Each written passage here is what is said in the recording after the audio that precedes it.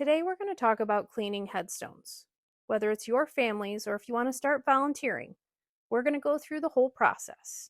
So some of these things might not apply. Before you ever touch a gravestone, the most important step is to get permission. Cleaning headstones, even with the best of intentions, must be done respectfully and legally. If the grave belongs to a family member, start by talking to relatives. Make sure everyone is on the same page before moving forward. If you're not related to the person that's there, or if the family can't be found, you'll need to reach out to whoever oversees the cemetery. That could be a town clerk, a cemetery association, or maybe even a local church. In some cases, especially with historic or neglected cemeteries, it might be considered abandoned, but that doesn't mean that it's a free-for-all. Always do your research and document permission. A quick email, a call, or even a written note of approval can go a long way in protecting both you and the site. Now, once you've got the green light, you're ready to begin. In this video, I'll walk you through every step of how to safely and respectfully clean a headstone, preserving history one stone at a time. We will have a section on gravegeeks.org to give you a supply list, but now you have permission, it's time to gather the supplies. When cleaning headstones, the key is to use gentle tools and non-damaging cleaners. You'll need a variety of soft, bristle brushes, nothing metal or abrasive. I usually like to use natural fiber brushes or toothbrushes for detail work. A pump sprayer filled with clean water is also essential. For biological growth, as you see here, like moss, algae, and lichen, use a biological cleaning solution specifically made for historic stones. The two most widely used products are D2 Biological Solution and Wet and Forget. Both are effective, safe for historic materials, and continue working over time even after you've packed up your supplies. They will also turn the stone colors like you see here. Do not freak out, but if you decide to freak out, please videotape it and send it to us because it's sometimes comical. I started to cry, so.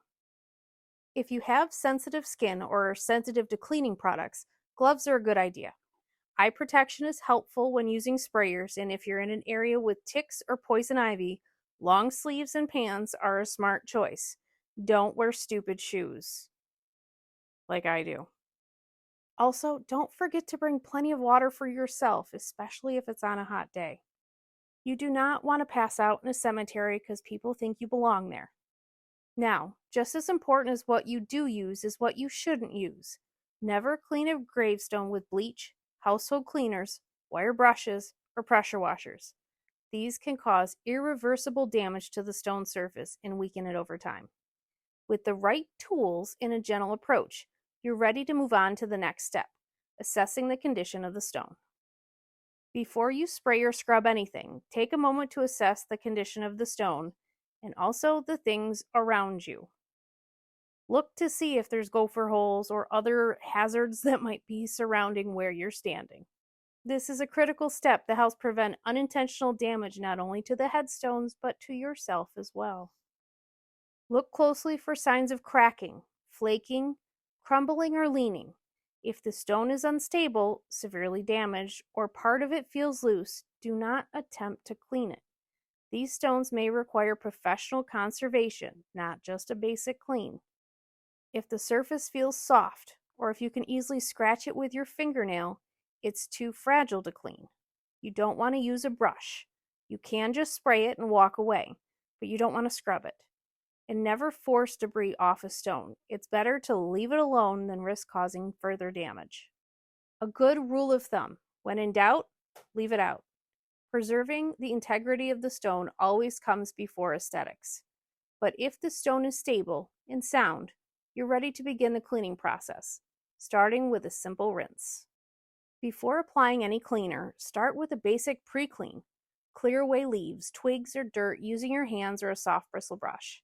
This helps you get a better look at the stone surface and prevents scratching during cleaning. Next, give the stone a thorough rinse with clean water. If you're using a pump sprayer, apply enough to saturate the entire surface. Water alone can loosen a lot of dirt and soften any biological growth. Here's a tip. If possible, work in the shade or during cooler parts of the day. This helps keep your cleaner from getting evaporated too quickly, and it's easier on both you and the stone. Now, if you're unsure on how the product will react to the specific type of stone, you can always test it on a small little bit first. It's rare to have any issues with D2 or wet and forget, but caution is always best with older surfaces. Once your stone is prepared and rinsed, it's time for the main event, the cleaning. Start by applying your biological cleaner directly to the stone.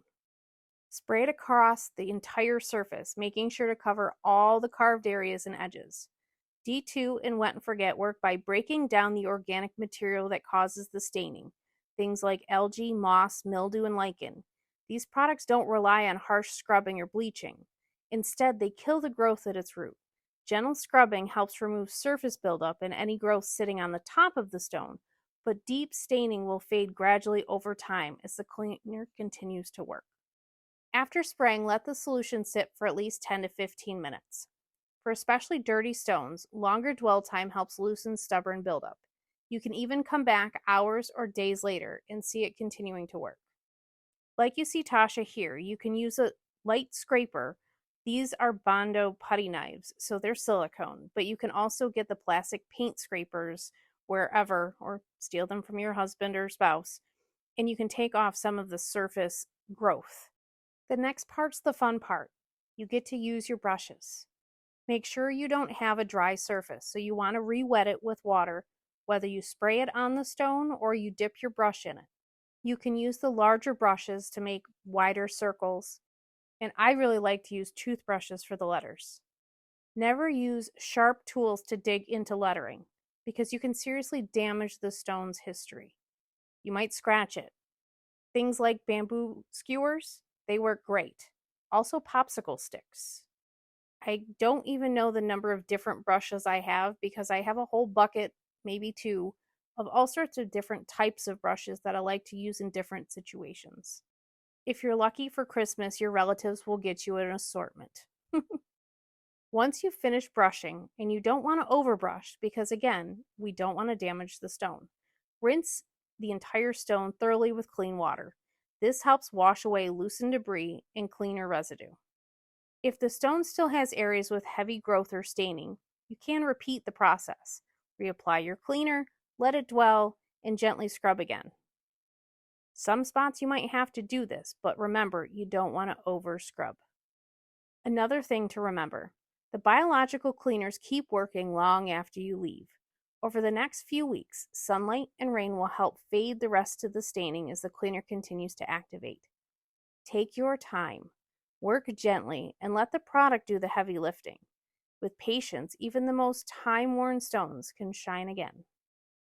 Okay, so you've finished scrubbing. Awesome. Give the stone a thorough rinse with clean water. This helps wash away any of the remaining cleaner, dirt, and loose biological growth that might be on the stone. Take your time. Check all the sides of the stone, especially the base and any carved areas. If you see residual clinging to the corners or details, give those spots a final brush and a rinse. And also, let your dentist know what you do. They might give you extra toothbrushes when you get your teeth cleaned. Mine does. Something I always say. Remember, it took decades for this stone to become stained and overgrown, so it won't return to pristine conditions in just one cleaning session. Be patient. Restoration is a process, not a race. The goal isn't to make the stone look brand new, but to help it breathe again, free from harmful buildup that can cause long-term deterioration. Some stones will look dramatically different right away, while others continue to brighten over time.